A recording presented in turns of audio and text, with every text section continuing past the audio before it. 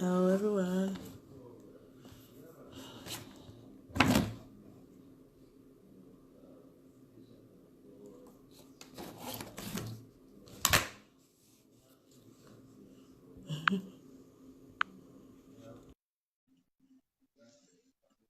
Hey, Allison. Hi. Hello. Morning. Good morning. How you doing? I'm good. Yeah, nice. So I'm just gonna go. I want to just do something quickly. Just share the link on my page. I'll also Mhm, suggest you do that as well. So in case you can mhm. get more people from your friends and my friends. Okay. Mhm.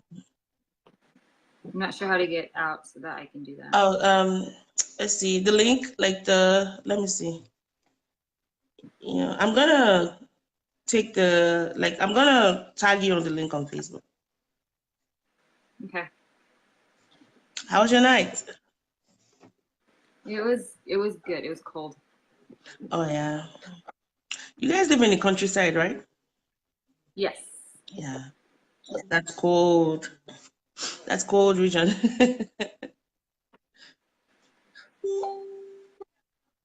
Yeah, uh, we're up on like a hill kind of out yeah. here, and so it is way colder than anywhere else. No trees, But nothing. Do you it's have a lot of trees like to break the wind and all that? I we don't actually, but it's actually really, really good because during the summer, it's really hot, but we will always have a breeze because we're high. We don't have a ton of trees, and so during the summer, it's always has a breeze here, and so it's really, really nice. Uh, what part of Texas again? Like south, like it's about an hour south of San Antonio. So what's it called? What's the place called? Like your city? The ranch or the city? The city's Floresville. Forest Hill. Floresville. Uh, It's Spanish. Floresville. okay. I'm sure. I bet your kids love it a lot. They do. They do. They love it. I was Mm. apprehensive at first, but they are blossoming out here. So it's great. They really are. I have It's so so nice. many questions to ask about the ranch life. I mean, I have a couple of friends that own ranches, but you're Mhm. like you guys are like the youngest people that I know. Usually people that, in their 60s, they want to retire out in the country, Yeah. but then that you would willingly do this I'm assuming you guys in your 30s, right, or 40s? Yeah, we're in like our early 30s. Yeah. Jeez Louise. So the question is why? Why? But Yeah. yeah. Anyways, so I think I've shared it with you, and then we can just go ahead and get started. I'll just do some jingle stuff for the show, and then I'll go Hmm. into your introduction, and then we can go from there. Okay. All right. Do you have any questions? I mean, I thought I kind of answered the questions beforehand, right? Yes, you did a good Okay. job. Thank you. Yeah, I All just right. figured I Yeah. had to share this. Sounds good. All right. Hello, everyone. Happy Thanksgiving. Welcome back to the More Sibyl Podcast show. This is a segment of the show on Saturdays that I get to bring people that I'm inspired by to share their stories and their processes. And so if you want to hear more about the show, check out www.mosibyl.com or sibyl.com. I release podcast episodes every Thursdays. And yeah, so that's that. So today I have a wonderful guest with me, and her name is Allison-Tillman Young, and she's a Texan native. She's been married to Noah for 9 years. She actually has a BS in biology and chemistry at Texas State University. Is that San Marcos? Yes. And that's where she met her husband, Noah, through Chi Alpha. And they've been married for 9 years, like I said. They both serve as pastors at the Stockdale First Assembly for 4 years. They have three awesome kids, Selah, Daniel, and Hezekiah, and they've been homeschooling them for years. They're currently doing the ranch life, which we're going to talk about in details. And yeah, so I met Allison through a mutual friend, Abby. Hello, Abby. And that was probably, I think, 2 years ago. Yeah. Yeah. And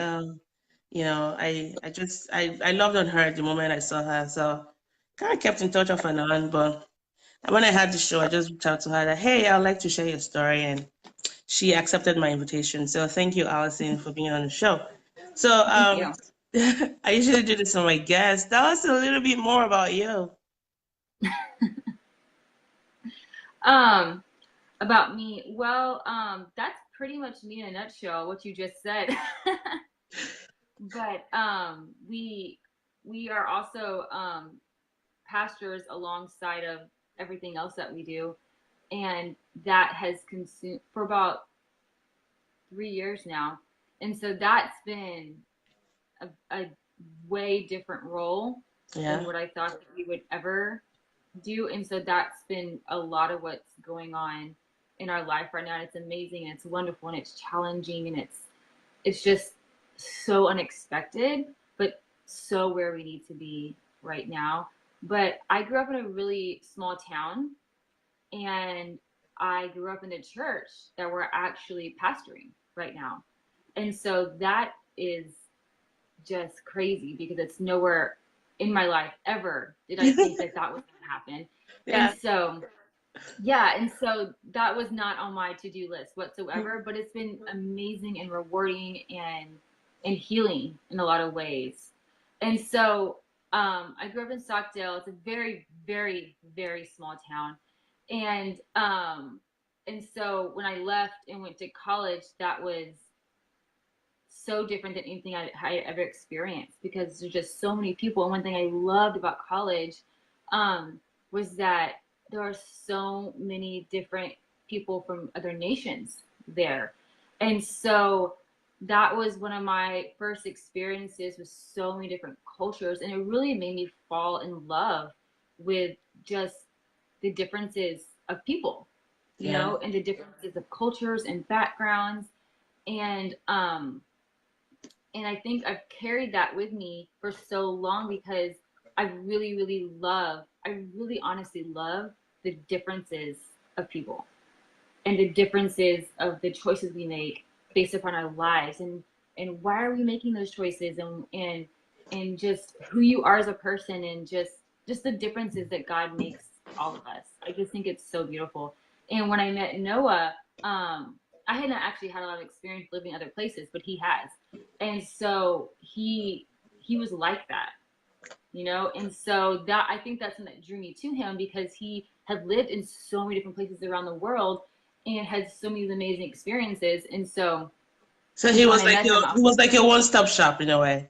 yeah, pretty much, pretty much. And so I was like, you're an interesting, really interesting person, and that's part of what drew him to me in the first place. But I really lived my whole life just honestly really interested in people.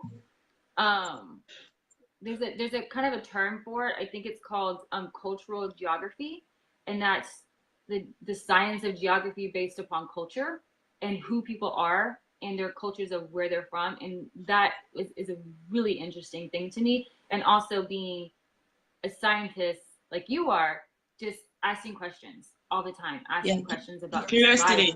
people, and things. Yeah. I live my whole life that way, and I love it so much. And thankfully, because we do homeschool now, I've kind of carried that into my kids, and they're just like questions, questions, questions, always wanting to know and always asking and always super interested in life around them. And so it's a fun journey. That's good. So Mm-hmm. basically, your curiosity about cultures Mm-hmm. married with the fact that you love, asking questions in your science background, science brain, you've been able to marry that together, not only through your marriage, but also now Mm-hmm. you're infusing those elements, into homeschooling your kids and making them Mm-hmm. curious about the world that we live in. Yes, because I really feel like as as people, when we stop asking questions, I we're not know. growing anymore. Yeah. We aren't. And so it's even questions about ourselves. Like, why am I making the decisions that I'm making? Because we make so many decisions based upon our past experiences or something that somebody told us that was false. And so I think it's so important that we always ask questions about just Questions, life yeah. and ourselves. Yeah, I'm so with you on that, and that's one of my big piece. Like one of the elements of my show is cultural curiosity. Like if I see things in people that I'm not, very clear about, I'd like to think that it's okay to ask questions. And I like to think that people know that it's okay to ask me questions. I might not have answers to those questions, but don't feel like if you're asking, then it might make you sound racist or whatever the term of the day might be. I think it's okay to ask questions. As long as we come from a curiosity standpoint, I think a lot of issues will be solved as far as we getting to know each other. Because I feel like we have so much more in common and we have so much we can learn from one another. Because the idea of just having just one culture, like a very, homogeneous culture, that's so boring. Yes. But Oh we my borrow gosh. from Yes. one another, we learn from one another, we get to know effective ways of doing things, we get to know even safer ways of doing things. But if we don't get to ask these questions, how do we know those things, right? Yeah, I agree. And growing up in Stockdale, it's very not that everybody's the same, so I don't want to say that because people are their own people. But I was very just bored because I mean, in the city, you have like all these different cultures and different peoples and a lot of differences.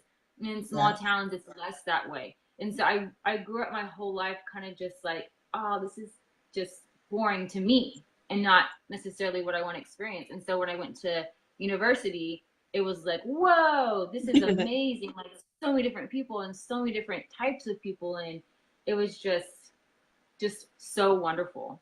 I feel you on that because I grew up in Nigeria, as you know, and I went to college there, but it was until I moved to the US. And I'd always been so curious about the world around me, but I didn't have the means to travel. I didn't have the means to like live where I was. So I just buried my head in books. I read a lot of books. I knew about a lot of culture, but I was hoping one of the things I could do one day in my life was to get to interact with people from different cultures. And so when I moved Yes. here, and I think that was one of the things I love about the US, it afforded me the opportunity to talk to people that were different from me, people that I normally wouldn't think I would have been able to engage with on a normal day. And just Hmm. understanding that, wow, we were so similar, but then we're still different. It's like the concept of, different but same, right? Hmm. So yeah, I do definitely agree with that. And I have a That's so question for true. you. Sorry, go ahead. Yes. I have a question No, for I you, was but just you gonna go agree ahead and with you finish your about thought. the. No, go Sorry. ahead. Oh, okay. So you went back home to, I mean, you're back in the church where you grew up. Hmm. And I don't know. I'm looking back now and I'm checking my heart. I don't think I'm gonna be able to go pastor the church that I grew up in because I was a hot mess growing up. How are you able to like save face and soldier Yeah. on doing that? Well, I mean, okay. Well, my church has gone through a lot of phases even since I have come back.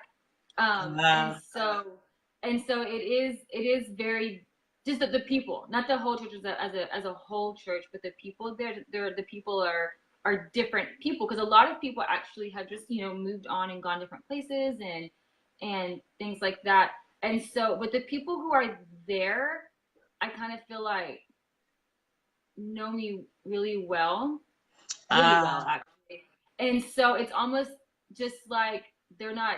It's almost like family, and so they're not judging me. It's almost just like, yeah, I see that you had like issues or whatever, you made bad choices, but I have two in my life, so I'm not going to judge you. You know what I mean? I see. And So so when it's you, more accepting, though, in a way. yes, it's more of like I see your struggle and I'm validating that, but also Um, we're all becoming better people in the process, and we're that's lovely. all working on changing ourselves.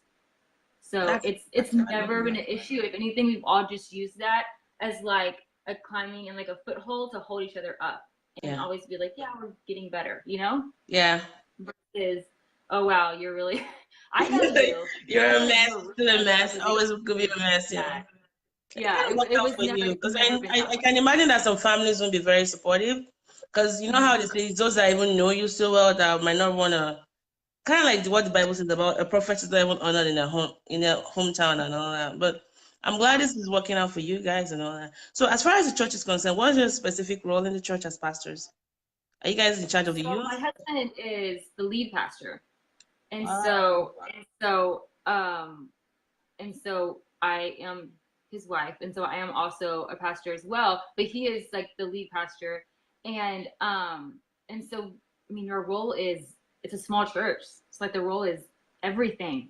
Like, You're the nurse, you're the therapist, you're the counselor, you're the everything. yeah. Whoa. Yeah, I teach Sunday school. I lead our women's ministry. I mean, which sounds like a lot of big titles and roles, but really all it really means, honestly, it's just you just loving on people, you know? Yeah. And you're just really just trying to love on people and see them as Christ sees them, and which is not always easy.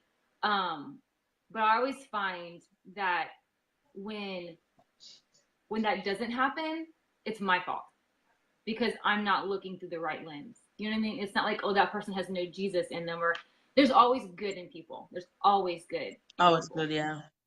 But it's because I'm not seeing them. Seeing it. I'm not doing it correctly. You know Yeah. what I mean? It's no one else's fault but my own. If I'm not viewing this person or this situation in the right light, you know?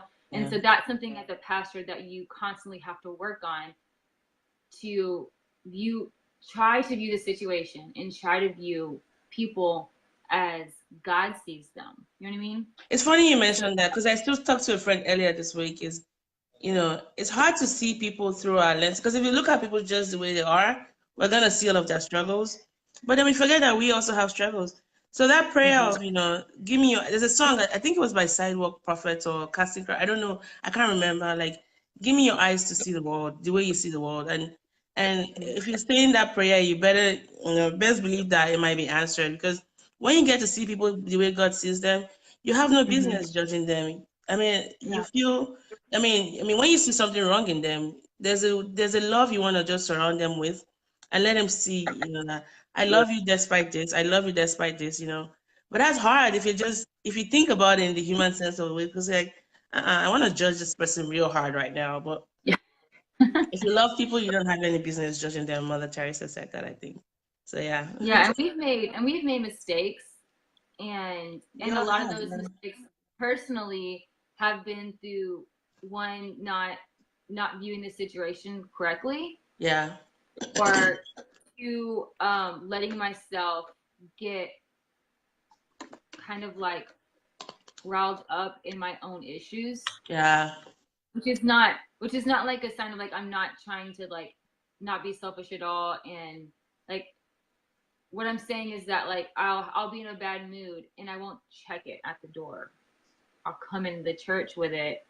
And I'm not someone generally who can not show their emotions. Like I'm actually really bad at that. And so I need to, in this process, I've learned to not hide my emotions, but to deal with them so I can move on.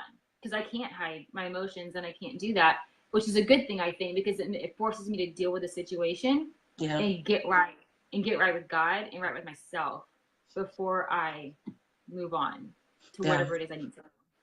So one last question around that ministry life for being, looking back, was there anything in your life you think prepared you for this? Like, did you even think you were going to end up being a minister's wife, or even leading a women's ministry? I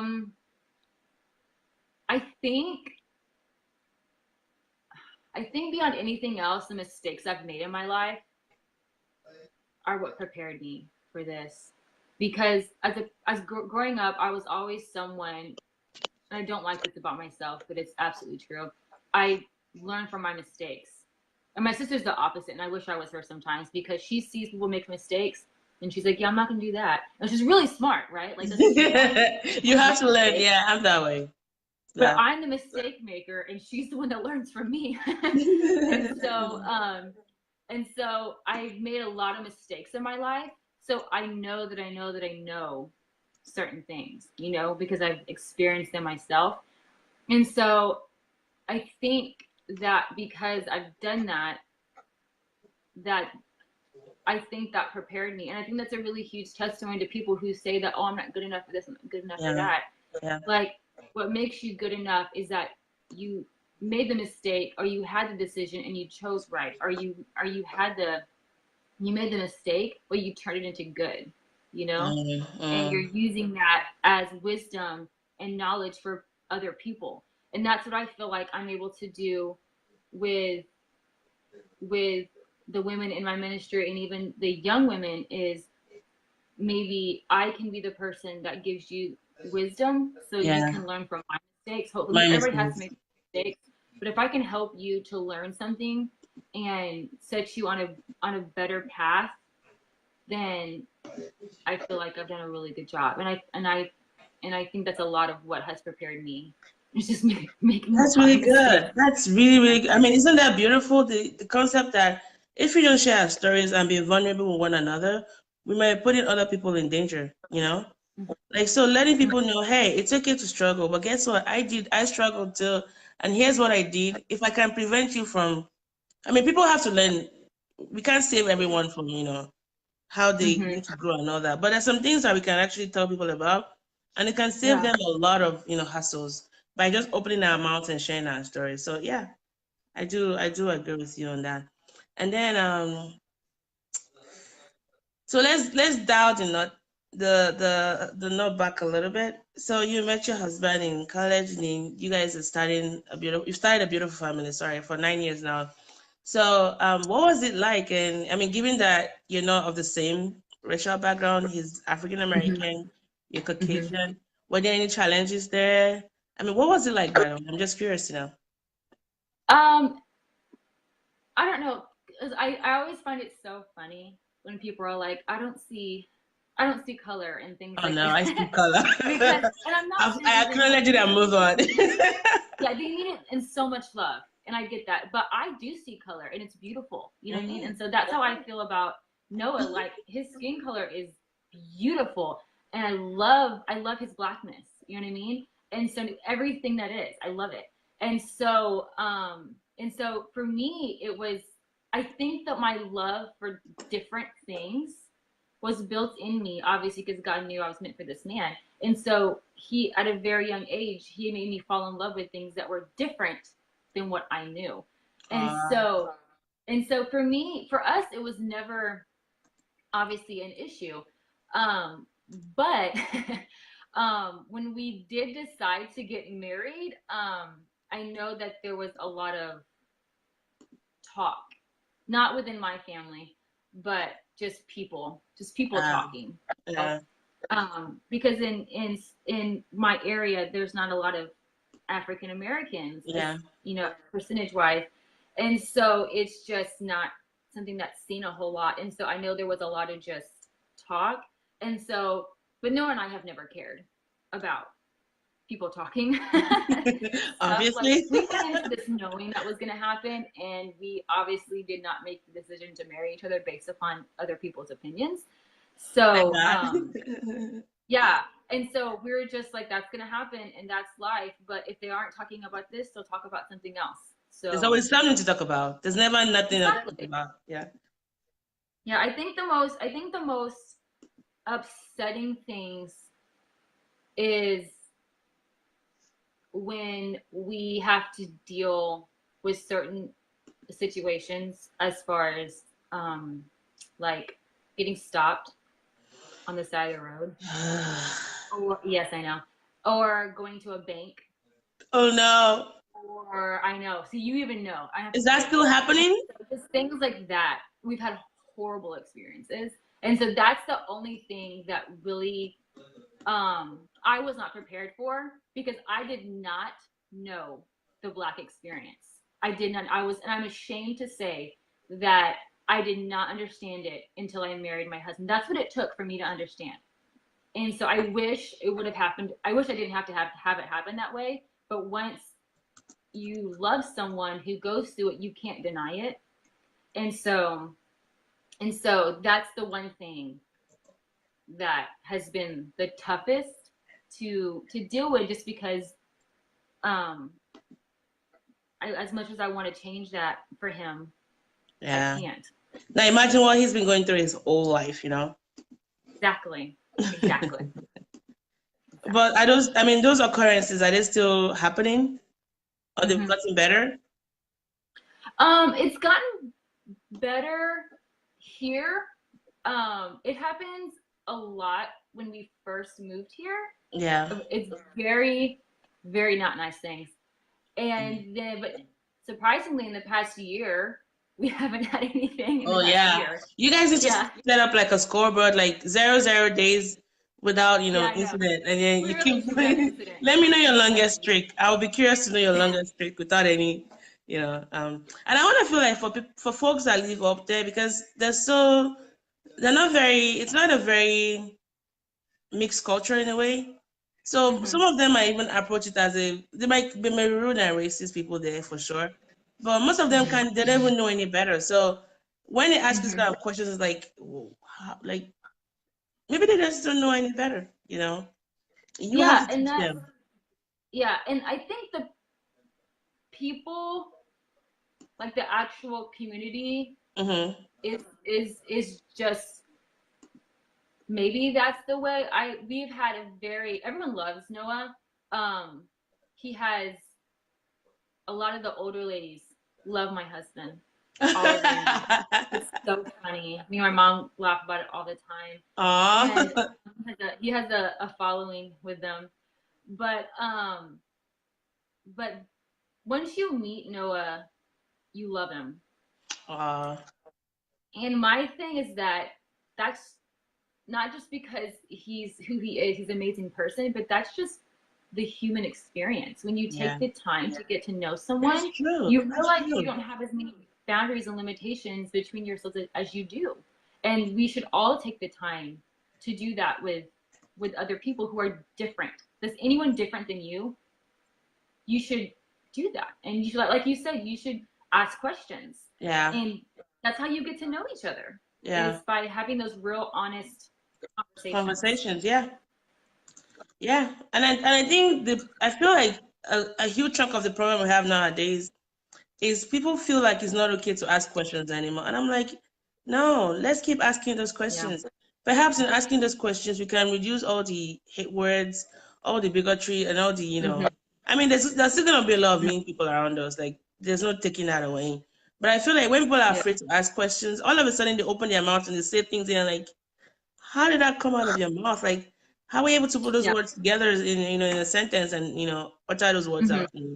So yeah, Hmm. I definitely agree with you. Thanks for sharing that. So you have three beautiful kiddos, and I remember one time Hmm. you were sharing, about their personality. I think one of the things I remember about our conversation, you might not remember, like you told me about your kids, especially about Hezekiah, how headstrong he is, how vocal Hmm. he is, and how he's more like a kid, but then he's also like an adult. And then just Hmm. how each and every one of them are so different in their personalities, but of course they're still Hmm. your wonderful kiddos. So what would you say has been the most rewarding thing for you being a mom? It's made me slow down. Before being a mom, I was very task oriented person, and it was almost like I was trying to live in the moment by planning the next moment. So like, okay, I have a calendar and I'm writing, this is what we have to do next, and this and this and this. But when you do that, when you're always planning, you're never living right now. And so when I had kids, it forces you to live in the moment and enjoy what you have right now. And so Mm, it's really, really slowed me down. And I've been a lot more, I would say, innerly quiet than I ever have before. I don't know why, but it's done that to me. And it's aw, made me have almost like a, I think because I don't get it very often, I don't get time to myself very often. and so I've learned to find quiet moments and peaceful moments when I get them. And so those are two things I was very, very lacking in before I had children, and I needed them because that's I was good. becoming, I feel I was an unbalanced person in a way, and it's helped to balance me out to be That's like, that's and also very, be what's the word? quiet. It's an iron. It's a there's a word for it. I lose like two things that shouldn't go hand in hand. Like having kids makes you balance. Usually I hear that. Well, it was a happy disruption, but it was a disruption nonetheless. And I have to Yeah. balance my life and try to work my kids around my life. But it seems like you really do enjoy it, and you can Hmm. use, because I remember when I met you, I know you had kids by then. You had a Hmm. folder of everything, like you had this huge folder for your stuff. It was color coded. I was like, wow, this girl is just like me, you know. And you told me you had kids. I was like, how? How do you have kids and still remain this balance? But I see it. I see what you mean by that. And Yeah. what would you say was the hardest thing for you to, or what would you say has been the most challenging thing about being a parent? About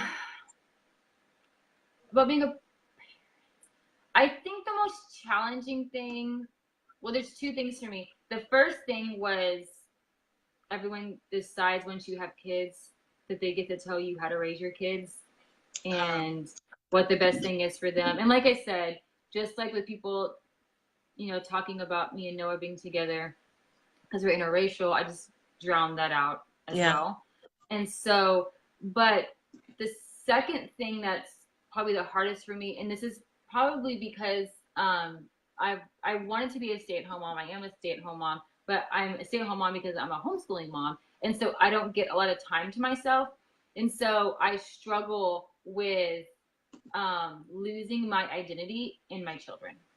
Oh. And so me and Noah have, talked about this before, and not that he sees it in me, but that he wants to help. If I feel that way, he wants to help in whatever way he can.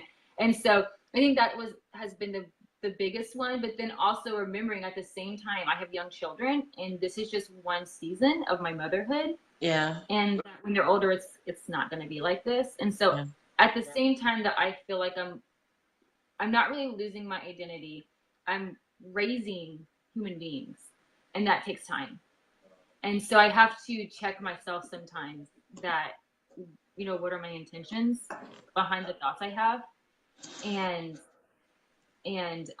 But sometimes I legitimately need time to myself. And I get I like that. I like just how very honest you are about it. Like you see that tendency to lose yourself and lose your identity. Because I've heard most people struggle with that. Because when you have kids and then you're trying to balance, with your husband and all that, and then you have these little human beings that are dependent on you, you pour yourself away. You pour yourself into them, sorry. There's a tendency where you just forget who you are. Like who mom was before mom became mom, And it's very important to find ways to feel back, into your own life so that you can be more available and more tender and more mindful with these little human beings you've created.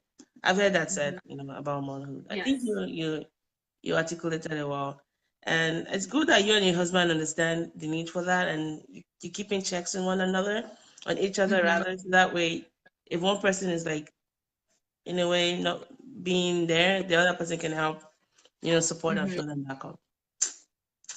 It's really good. Now I have two questions about marriage for you. So the first one is, why did you choose him then, and why do you choose him now? Okay, I like those questions. They're really good questions. I chose him then because, like I told you before, he was just so unexpected. This person, and he was just so interesting. He's probably probably the most interesting person I've ever met in my entire life. And he is so intelligent, which is like a must for me. I have to have a real intellectual conversations all the time. And he does too. Yes. And so we have like real deep, amazing psychology and biology and sociology and political science. And just like, we just talk and talk and talk. And I love that. Like, that's what we both need. And so, and he also challenges me in all of that as well. And so he is just amazing. I actually prayed against him when we You prayed against him? I did. Who's laughing now, huh? Because I just came back to Jesus like less than a year prior to us becoming friends. And so I was just like, no, this is just me and Jesus. Like, I don't want any distractions whatsoever. And I was like really praying, like, God, make this man go away because you and I both know I don't need this. And God was basically just like, I think I know what you need more than you do. And I was like, okay. God, are you sure? I allowed myself to pursue that relationship after God gave me that snippet. And so it's just been amazing ever since then. Yeah. Anyways, good. And then the last question I had for you regarding that would be, what's the hardest time you can share, and how did you guys navigate through that?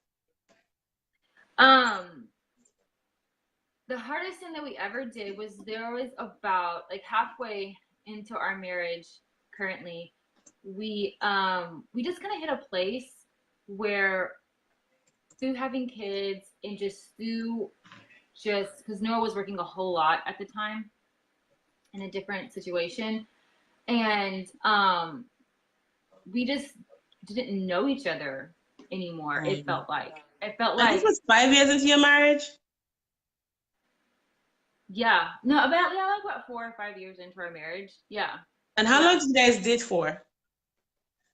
How long? What date? We dated for a year, Okay. and then we got engaged. Yeah, But I mean, yeah. 5 years into your marriage, you just feel like you still don't know each other. I find that really Hmm. interesting because I mean, we've gone through that as well. But go ahead. It's funny you mentioned that. Yeah, it wasn't like we didn't know each other. You What felt really like, was going on, yeah, we felt that yeah, way. yeah, Yes, yeah, and yeah, feelings are very fickle, and so you cannot always listen to your feelings. You need to listen to the truth of the situation. And yeah, so it was really going on. And what happens with people, and what happens in marriages that people aren't expecting, is you go through phases of yeah. who you are as a person, and you can't time that. Like that happens when God wants it to happen, you know? And so what was happening was we weren't communicating. We do very, very bad communication. We weren't loving on each other like we should, you know? We really at the time, honestly, we weren't even friends. I wouldn't even call us friends at that moment because we were Oh, just it was just nowhere. And what happened was we were both changing. And so wow. I was changing and he was changing, and not in bad ways. It was just happening. Like we were just evolving, and we were not prepared for that. You know what I mean? And so we weren't loving each other through all of our phases. And so it just kind of all came to a head at one time, and we just had a really honest conversation about each other and our marriage, and just how bad of a job we were both doing. Just honestly, both of us. And we have never been so honest with each other. You know what I mean? Up That's until good. that point. Yes, it was very good. Just about feelings, and because people bring so many different things into marriage, because everybody has different things of what they think marriage should be like based upon how their parents' marriage were.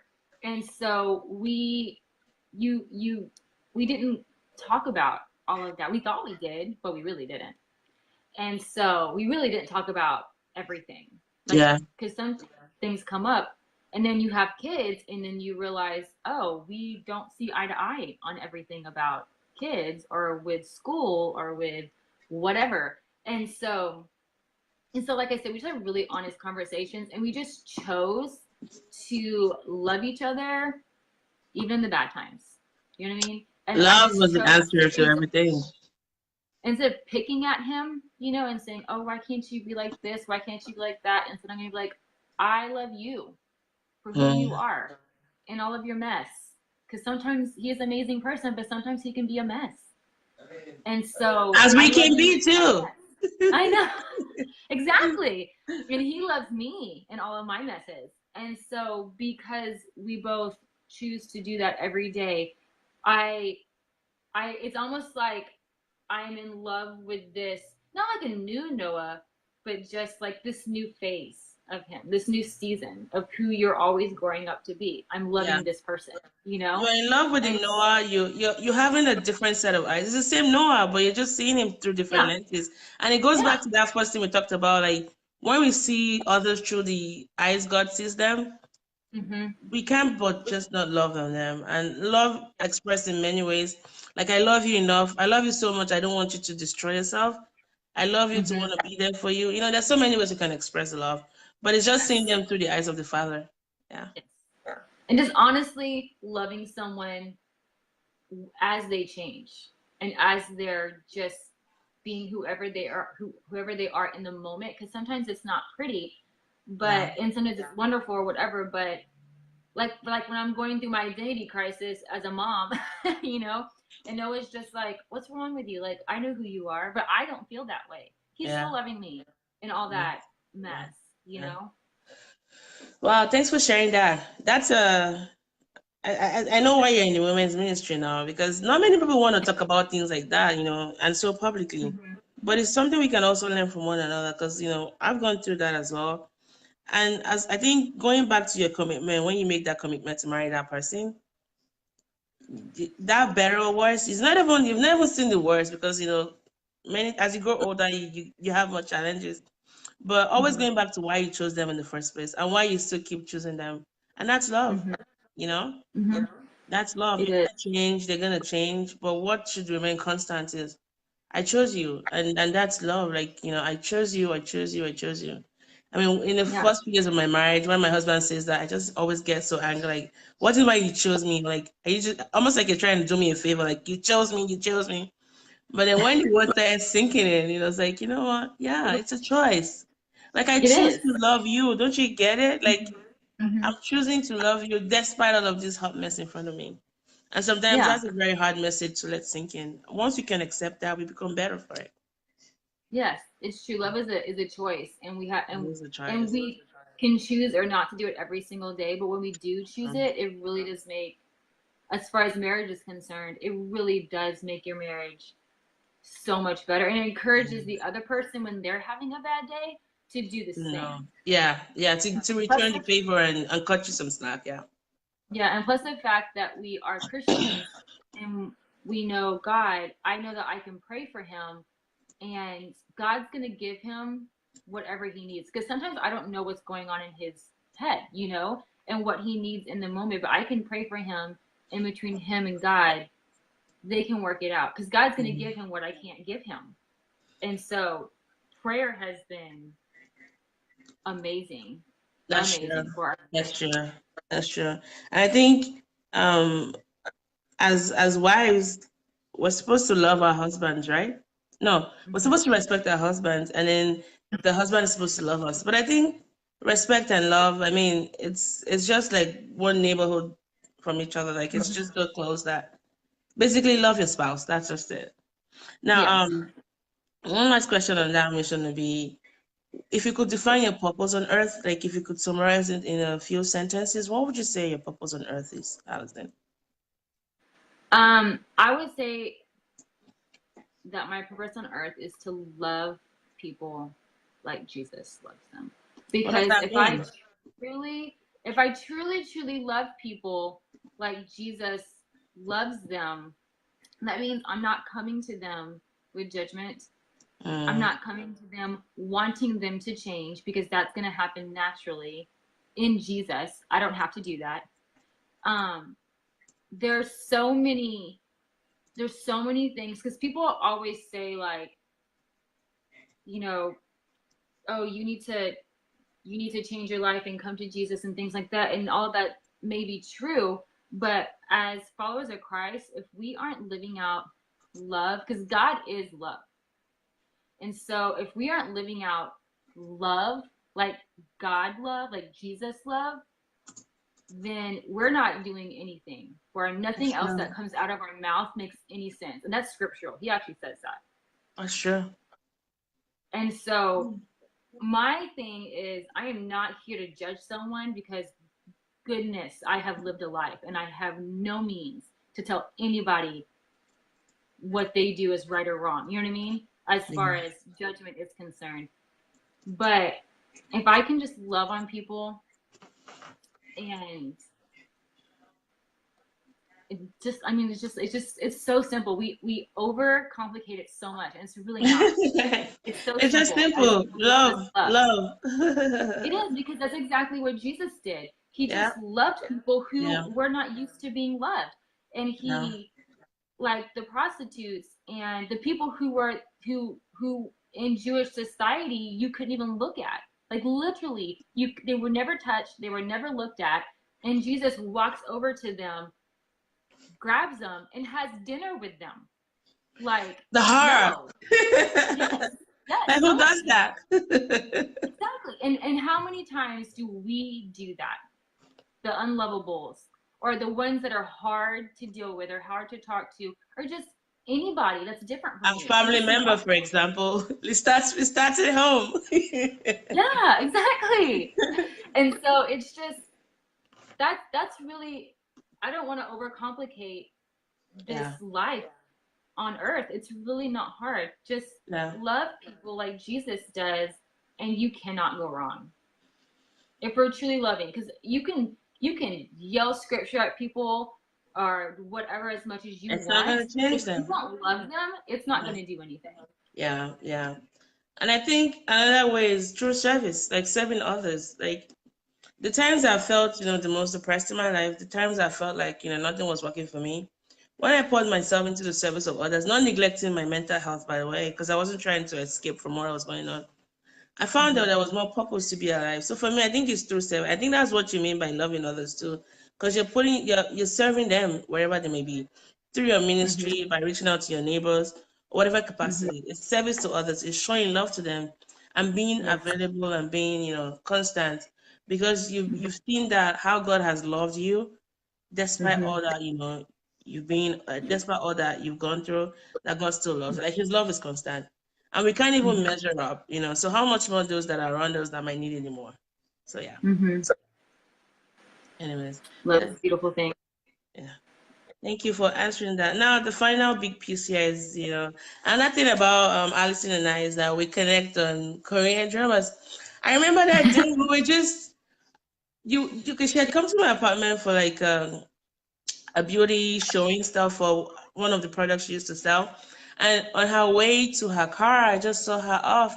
I don't know how we even started talking about what we watched on Netflix. I just don't know. I don't know either. And then she made it slip that, oh, I watched Korean drama. Like, wait, what? We've been hanging out for hours and you just mentioned this now on your way to your car. And of course, that opened up another wave of conversation. Anyways, she loves Korean drama, and I love them too.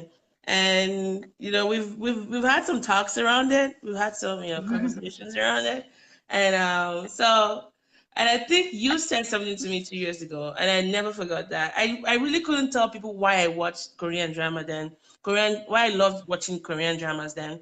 But there was something you said, and I'm gonna you saw I miss how much I remember from our conversation. It was because they're so wholesome. Like you could Mm-hmm. pop them on and then you could watch them with your kids. You didn't have to start worrying about scenes that were gonna be, hurried or very Mm-hmm. graphic. And then they were so wholesome. And I knew that was what it was, but I didn't have the words for it. So every time since then on, that was what I always used. And in my mind, I'm acknowledging and citing Allison-Tillman Young for giving the word for Korean drama. So yeah, so that's one thing. So I want to ask you, what started your love for Korean drama and who introduced you to Korean dramas? Okay, I have thought about this so hard, and it was so long ago that I don't even remember how I found it, but I remember it was through Drama Fever, which is sadly no longer I around. know they closed it down. I know. And so it was through Drama Fever, and it was before you had to pay for anything, and that's how long ago it was. And I think I just so happened to find it on the internet somewhere, and I was like, Korean dramas, what's this? And so I looked at it, and I was just instantaneously hooked. My first one was Secret Garden, was the first Oh drama my I God, ever key watched. lime Yes, it with was the really track good. I was suits. like, what is this? I can't. Why am I watching this? But I can't stop. And I just like, Oh my it was just goodness. so good. And I was Oh, it's so so cringe grateful worthy to by be the able way. to That watch drama it. is so cringe worthy by the way. You know that now, Yeah, right? yeah, yeah. But that's, I cannot figure out like exactly how I did, but it was all by myself. And I just found it. I popped it on, and I've been hooked ever since. Oh. So you found it out yourself. Mine actually Hmm. was through a friend of mine called Julie, and this was in 2010, I think. No, sorry, Hmm. 2010. I wasn't even here then. 2011, 2012. She was like, "Hey, you should watch." She was having a conversation with her friends. She's like, "You should watch, Hmm. Korean dramas. Are really good." I'm like, Korean dramas, like, I don't like all these foreign languages. I mean, way back in the days, I used to watch a lot of Jackie Chan movies, Choi Hmm. Yun-fat, but it had like Hmm. English subtitles, and they're mostly action. Yeah. When they kick somebody in the movies, you don't need translations for that, right? You could tell Hmm. when the actor was angry and things like that. And she's like, you should watch it. I think you're gonna like it. So I went on Hulu. It was on Hulu, and I watched Coffee Prince was my very first Korean drama. Oh yeah. OMG, OMG. Like by the time I was like, okay, this is a world of Korean drama where they always warn you once you pry that door open, that's Mm-hmm. it.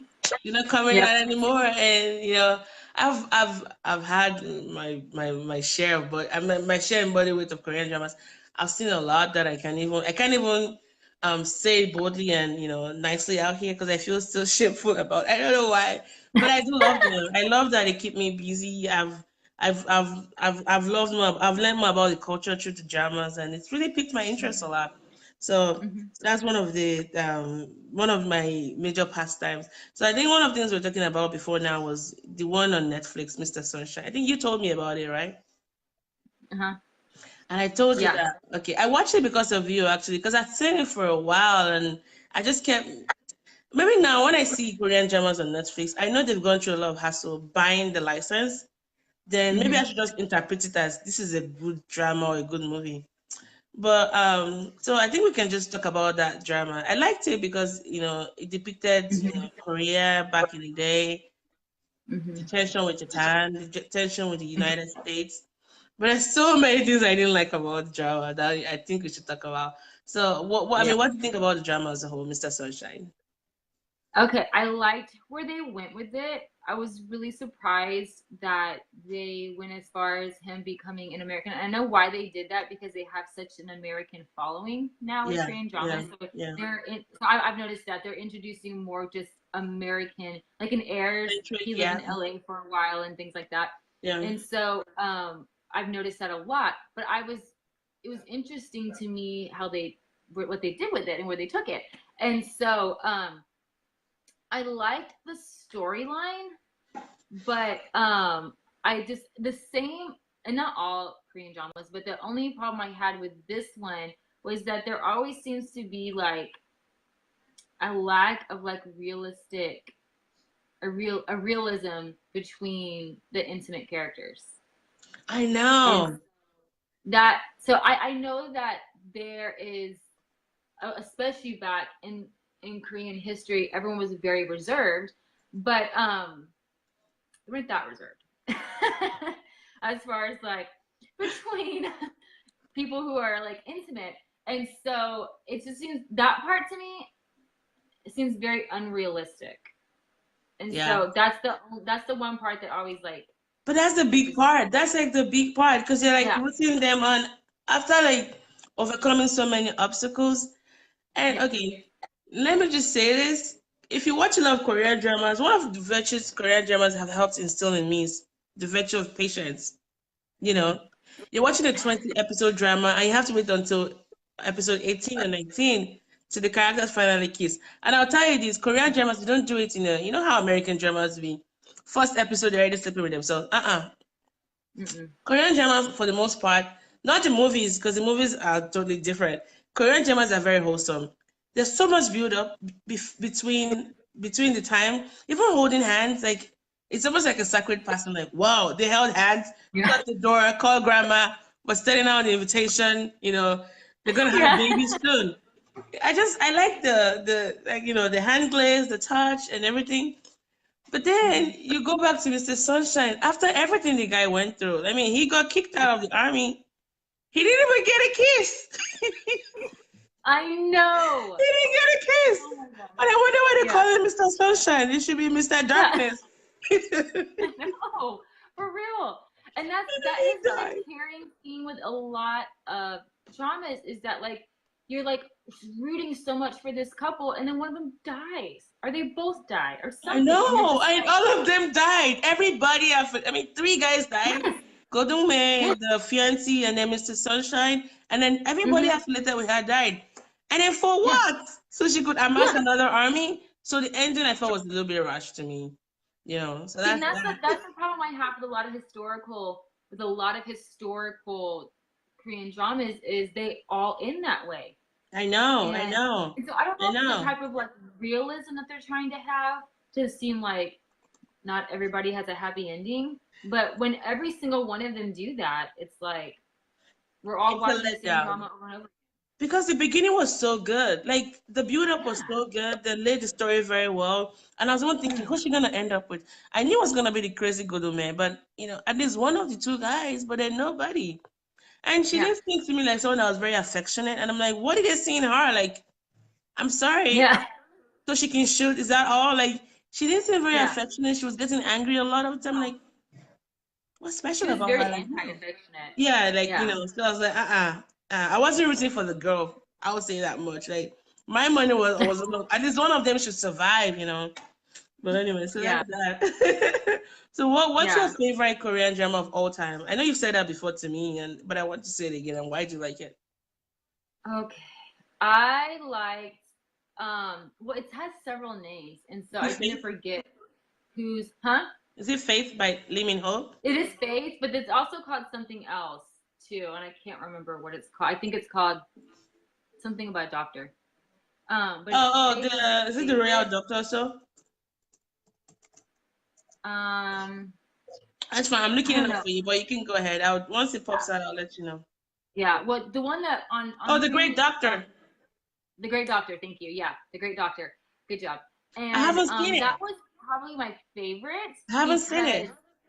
you haven't seen it. Okay, that's another one that's gonna. Okay, I'm not gonna say anything about too much. You haven't seen it. I Wait, don't want to what? ruin it. Wait. Is it Okay, worth watching? it is worth watching Did he because die at the end? no, Okay, good. That's just all they I don't die. want to know. No one Okay, good. dies. Yeah, so no one dies. Okay, but they have such well-rounded characters Yeah? in that series, and honestly, this is something that I really love about most Korean dramas, opposed to American television, is the writing is really, really good about having very developed characters and It is very good well-rounded because they have to characters. fit everything in one season. Yes, It has to be yes, good. And I think they have multiple writers writing different yes, segments with different endings. yeah, American yeah. TV shows take a cue. We don't want to be watching 10 episodes, sorry, 10 seasons long. Like, seriously. Yeah, yeah. Mhm. Because American television, yeah, they take it too far, and even after 10 seasons, it's like you're watching the same person do the same thing every single episode. And so that's one thing I really, really appreciate about Korean television is the writing and the really good acting. And so in Faith, that was something I was super impressed with, was the writing, the well-rounded characters, and Lee Min Ho actually really surprised me in this because usually he always plays like an Yeah, 18-year-old. I don't know. The jury's still not out. I don't think he's a really good. I mean, he's good for the visuals. Don't get me wrong, Yeah, but yeah, yeah, I don't think he's that fantastic as yeah. an actor. I Well, said it. Burn me okay, alive. no, no, I'm glad you did say it, but in Faith, he plays a different character than you've ever seen him play before.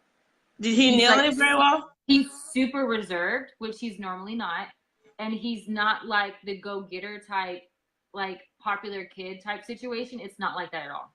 And was he the main And so character? he's the main character, Wow. and then there's the woman who's the doctor, and the villain. Oh my gosh, the bad guy is probably my favorite character out of all of them. Because to me, like, if you don't have a good bad guy, like if this is like a real like good guy bad guy situation, Yeah. I was like almost rooting for the bad guy because he was so Really? funny. The actor was amazing, and he was so funny, and he was like smart, but he's such good acting. Like, blew me away. It really did. He was really good, and I have not seen that actor do a Eh, whole.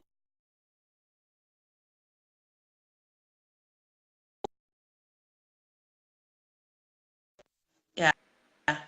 Um, there's one that you need to watch. I don't know if you've seen it, but when you talked about how you were rooting for the bad guy, it's gonna be the scholar who walks the night. Have you seen that one? Yes, they have. I was rooting for the vampire. Like he was, like Yeah. he made my skin crawl. Like I was deathly afraid of him because he did a Yes, good job. He did a good he job, like in that did. villain's role.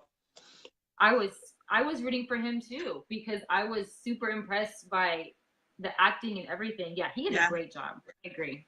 Okay. My favorite drama, like I've seen a lot of dramas. Like I've seen one that I'm even gonna be ashamed to say publicly that I've seen them. But I like the Reply series. I don't think you've have you seen them?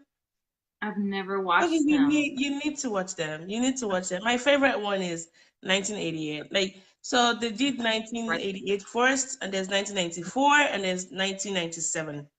1988, I'm a child of the 80s, you know. Even though I didn't grow up in Korea in the 80s, I love and 1988, I love just how they depicted, you know, growing up in the 80s, and you know Korea went through a lot of economic development, you know, Mm-hmm. how they had to build their country back, which is kind of similar to my country because our democracy is quite, you know, young as well.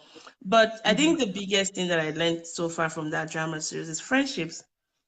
I mean, they had Mm-hmm. like you couldn't tell who the main actors were because everyone had like a key role to play, but it was Uh-huh. relationships between families, you know, Mm-hmm. families within families, among families, and then Mm-hmm. friends, and then neighbors, and then Mm-hmm. some love interest, you know, sparked from there. But Mm-hmm. there wasn't a bad guy, there wasn't a villain, because you used to Korean dramas having like villains, you know, there's a bad guy, they Yeah. want to conquer, and the good guy wins at the end. Mm-hmm. I think one singular thing that I learned from that drama is that at the end of the day, your fate is like the biggest antagonist in your life. Like whether Yeah. you make some choices or not, Mm-hmm. if you don't shoot your best shot, you're gonna lose out. So that was one of the things I learned about it. And the songs, oh my god, like whatever I've seen it probably twice. And Mm-hmm. you makes you just want to think about your childhood friends and give them a call and be like, I miss you. I miss when we were still young and you know, that's I mean, it's a wonderful drama. The dialogue Yeah. was good, the characters really knew their roles very well, and the parents, my goodness. So you need to watch it. It's my favorite Okay. drama of all time. And if you don't like it, feel free to judge me. But I thought it was excellently written. And you know, there's some other ones that I've seen as well that I liked. I have some favorite actors. Ji Song. I don't know if you know him. He was the one in. Have you seen Kill Me, Heal Me? I don't think so. Oh, you need to see it. No, Okay. that's another. That's like my number two favorite drama, and it's kind of like a tie really between Reply 98 and Kill Me, Heal Me. He Mm-hmm. depicted someone that had multiple MPD or dissociative identity disorder. It had like he played Mm-hmm. like different like seven characters. He won Mm-hmm. the Big Bang Award, like the Bluebell, I think Bluebell Award for his role. Mm-hmm. He played seven characters, and every time he gets on the screen, you know who the Uh-huh. characters are. Yeah. That's I mean, amazing. that I thought that was fantastic. Like he played a little girl, a little boy. He played Yeah. prepubescent, prepubescent girl, like someone in high school. Oh, but like Mhm. Yeah. he was really That's good. He funny. nailed the role, and he's such a Yeah. natural actor. It's like that girl from I don't know if you know Kong Yojin from It's Okay That's Love. No. Have you seen Pasta? No. Have you seen this is not very a good whatever, but I'm just gonna use that example. Jealousy Incarnate, Don't Dare to Dream. Yes. The main actress, that role in that movie, the drama wasn't really good. I felt she was spineless. Yeah. But you know how she just acts naturally? Like I feel Mm-hmm. like she reads the script and then she improvises. I love the way Yeah. she acts. Yeah, Yeah. I have like a running list of dramas that I like to watch. So Yeah. which ones are your other ones, favorite ones apart from the ones you mentioned? The one that I love a lot, the Goblin. I I haven't like seen that it. one. Well, I started watching it, but I had to stop. I felt like I liked the relationship between the roommates better than the Yeah. guy Me and the too. girl. Me too. Well, she's a lot younger than him, so I had a problem with that, just like wrapping my head around that. And so, but he is such a good actor. Him Yeah, and the roommates are so good actors. Like that's really like caught me in. And that one I had a problem too with like the realism of like the passion and everything. And I really don't like that actress, which like I feel bad saying things like that, but it's I fine. don't. You don't like the way she. I don't like You didn't like her. her for that role. Yeah, yeah. Yeah, and I didn't like her for that role. I really don't like the actress in anything she does. And I really feel bad about this, but the heroine in Heirs too. Um, Oh my I don't goodness. feel like The I one feel with like she plays the same person the every deer single in the time. headlight look. Like when she's happy, she's like Yeah, that. When she's packaging here. yeah, I yeah. yeah, I I don't don't like like it. that. And she just plays the same person every single time, I feel like. And so when she's in something, I generally don't watch it anymore. And I feel bad saying that because I'm sure she's a really good actress. It's just I don't see it. So I liked Goblin. I was just really impressed by just the guys. Their acting was so good. And that's the Yeah. thing, if it's a really bad drama, but the acting is good, I'll still I watch it. know, I know, I know, I know. And I'm like, I think I'm almost reaching that point of saturation where for me to want to watch a Korean drama, because I'm going back to watch the ones I really like. I'm going back to watch my old classics because the new ones are just falling flat. And I'm like, I've seen this, like the whole pulling the girl, the whole Milton, Yeah. like, I'm like, can we just Yes. come up with original script? Like, I'm getting tired of the same thing Yeah. happening over and over again. But in fairness to Yeah. Patsy here, the girl from the hairs, there's this drama she did. It's called Doctors. She was a little bit bad there. Like her character, I think she suited that. I mean, the script they wrote for her was really good. She was a little bit more, Okay. um, what's the word? She wasn't like spineless. She had like varied emotions on her face, for example, Yeah. and yeah. I mean, I liked A Gentleman's Dignity. I don't know if you've seen it. I started it, I didn't finish it though. Oh, it's really good. You should go back and watch it. I've seen it twice or three times now. It's really, really good. You should go watch. And I think it's on Netflix. So now they have a lot. I don't know if you have Netflix still. They've I added do. new Korean dramas there. I know. I saw You need to that. see Something in the Rain. Have you seen Something in the Rain? Oh my God. No. It's on Netflix. No. I'm crying That right is now on my just list. thinking about it. You need to watch it. Okay. I know. I feel so behind after I had my dental situation this month. Ah. And so I was thinking about that yesterday. I was like, oh, I didn't Oh get to my watch God. You should anything on watch that Something in list. the Rain. And I love it. Like I said, Yeah. feel free to judge me on my choices if you don't. Like, I You know really what? want I to hear think what you I think have about seen it. that. I think I have There's a seen that. particular OST there that really bothers me, one of the songs. Let me just watch one ahead of time. Stand by Your Man. Stand by your man. I don't Yeah. like they just kept playing over and over again. But Okay, the I have dialogue seen was that good. because I don't like that song. Yeah, no, I have seen that because they did keep playing it over and over, and I was like, do they know what this song is What really I did, I about? just kept forwarding the part. But it's so I Yeah. love the photography. I like the Yeah, chemistry between the that lead. was good. Your realism thing, it's not gonna fall flat. This one I promise you. Yeah, Movies like dramas I didn't like. I didn't like My Love from the Star. I didn't get it. me neither. I didn't think they had chemistry. Have you seen Yeah, W? no. I didn't like it. It was almost like Inception, but Inception on crack. Yeah, Like many multiple layers. And I'm like, I didn't get it, so I just stopped watching. And there's such a huge outcry about it, like everybody talking about it. And I'm like, I don't get it. I don't like it. Have you seen Descendants of the Sun? yes. Did you like it? Um, Well, if you like Goblin, you should like it because it's from the same writer. oh, okay. Like the whole I bromance, watched. that's a strong theme in most of their writings, if you notice that. Yeah, I was impressed with the writing with Goblin though, Yeah, especially how they kept going back and forth, like with the past and present, kind of. yeah, That was really cool. yeah, But again, it's like they do one dimension of their writing really good, yeah, but when it actually comes to the intimate or just the relationships with their characters, yeah.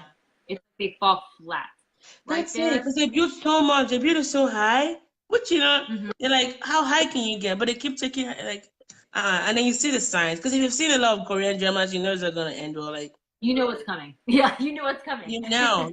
and then I have to fast forward, which I don't like doing. And I'm like, see, Yeah, I tell myself, I told you so. It's like, yes, yeah, you are right.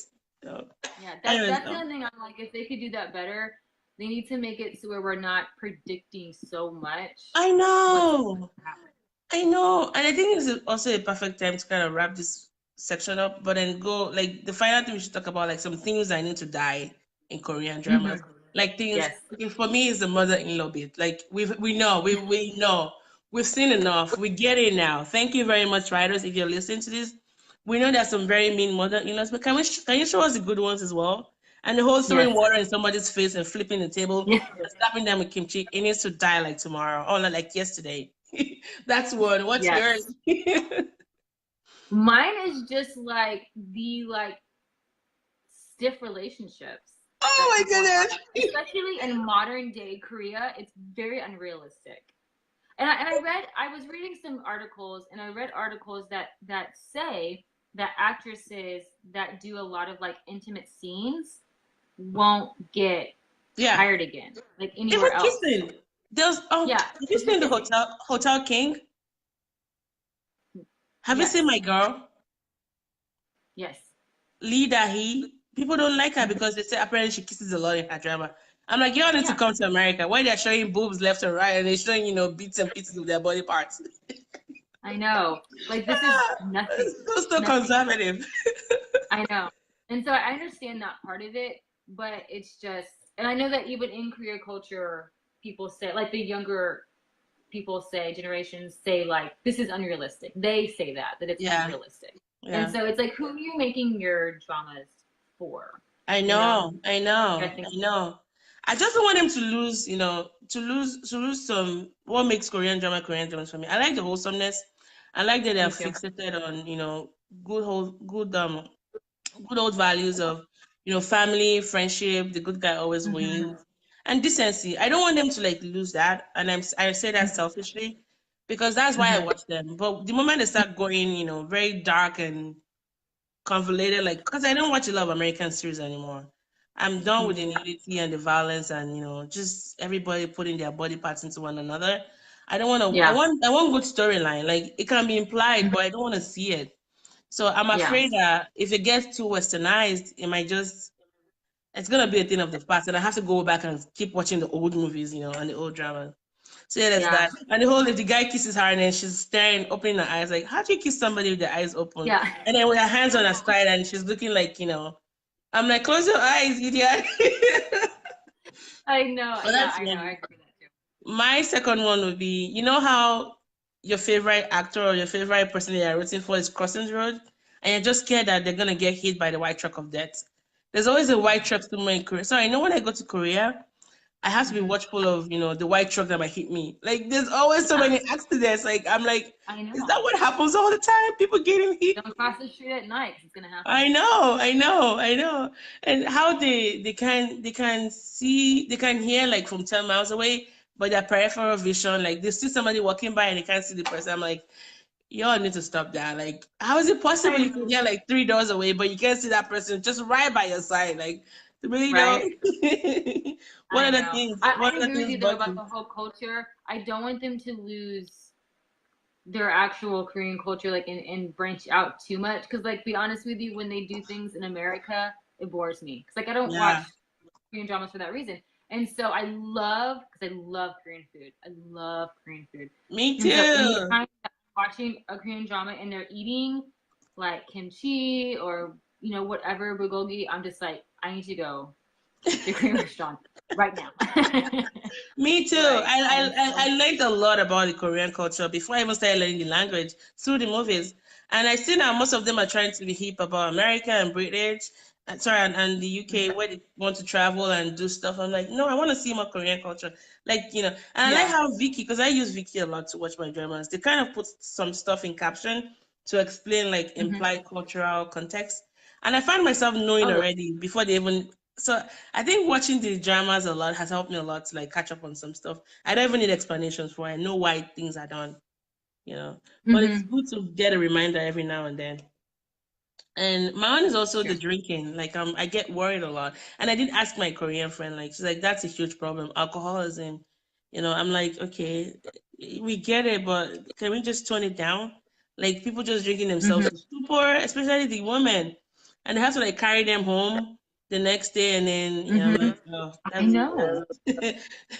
I have to know about that because I was watching one Korean drama. I can't remember which one it was. I think it was Something in the Rain, and what looked like to me like a liquor bottle, she was pouring into cups and just downing it, and I was like, that cannot be. Like, she'd be gone right now. But then Noah, who knew more about this than I did, told me what it was. He's like, oh no, this is like a very, very watered down like alcoholic drink that she's doing that with, and so it's not liquor. It's very watered down. And so I was like, oh, okay. And so it's more like a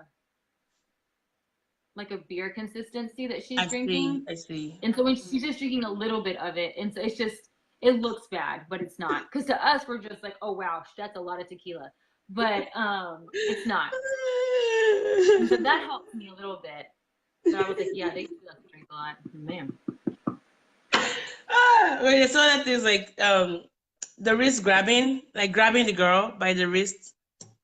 You all need to stop. The stalking, like, walking behind her, and then there's someone walking behind you for a whole mile, and you can't sense there's somebody behind you, like, really, girl?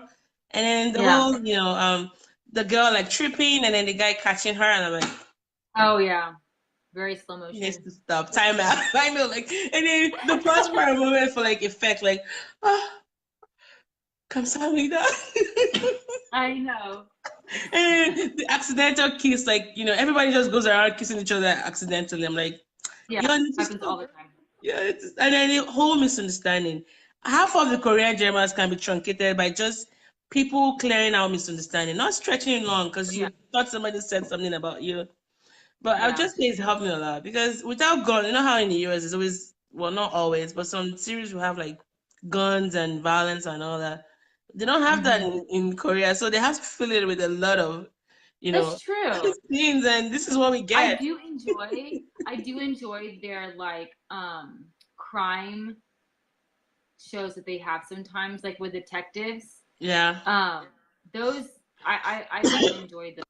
Those are really good. I watched one lately. I can't remember what it was called, but and they did one where it was kind of like the relationships between all the police officers, and some were older and some were like brand new and younger. Oh, nice. And that was really good too. And so that kind of fills in some of that too, because you get the aspect of like danger. Yeah. But it's just about the cops and like their real lives, and so it's like, humanizes them, so it's good. Oh, and I get worried when my main lead is coughing because there's a strange illness coming. Like when they start coughing, I'm like, oh my God, are they gonna die? And the whole, go study abroad for 1 year. Like when you misbehave in Korean dramas, they send you to Miguk, that's America, for a whole year. So when I see my Korean friend, I'm like, what did you do that your parents banished you from Korea? Like I like to live in a country where they send me away, And then there's this fixation with, poop. I don't know if you noticed that a lot. Like toilet, pooping and all that. I'm like, you all need to stop. Like we all do it. It's okay. Like I don't want to hear so much about it and the anticipation with pooping and all that. But anyways, that's funny because I saw that and it didn't bother me, but it bothers you. That's funny. Oh really? I think it's just like, oh, okay. I'm like, and it's not just one. Like they talk about, no, they stretch it for too long. I'm like, stop it. Like stop it. This needs to stop. And I also like Seguk dramas, like the historical dramas, like Dongi. Have you seen the tree Moon Embracing the Sun? Yes. Moon, there are many moon series, and then the Tree with Deep Roots as well. That's like about the Hangul, the Korean language. I mean, there's so many good dramas. I think they've been done really, really well. I'm currently watching Father is Strange. I don't know if you've seen that. It's about 52 episodes long, but I've heard good things about it. Yeah, I did watch the one historical drama, and I was learning so much. I did not realize this, how Hangul was created, which it was kind of like the beginning of the king who created the language. Yeah, Sejong. Yeah. It was like the beginning of him. Yeah. And then like how him and this girl. That's the Tree with Deep Roots. Tree with Deep Roots. See, I thought it was called something different. It was called something different. It was called like the Five Masters or something. Like Dragon Masters. Maybe they have a different name for it. Yeah. The guy that acted in that Han Suk-kyu, I love his voice. Like he's really good. It's called. He has a really good acting face. Yeah, and I think his courage, because he was in Romantic Doctor as well. So yeah. Anyways, I'm done with all of my questions. I think I've kept you for too long, and this was fun, Allison. I don't know if you had any final thoughts or questions before we wrap this up. I do not. I've enjoyed so much just talking to you. Ever since you asked me to come on this show, I told Noah I am so excited. Just to talk. Just like talking to a friend. This seems like a real interview. I'm having so much fun. Right. I try to avoid using the word interview because people get, I need to be on my best behavior. No, we just want to talk and chat. and just talk about stuff and catch up. Yeah, this was fun. It was nice getting to know about you, your ministry with Mm-hmm. Noah, and your three beautiful kids. Wishing you all the very best. I think you're well positioned to do that, and the lives you're touching by you guys, serving in your church. I mean, God bless you guys, and more favor and more anointing to you guys in doing that. And with your kids as well, growing up and learning more about them and just seeing them grow in glory and all that. May God keep and bless them. And, just thank you. Thank you so much for sharing a lot about yourself.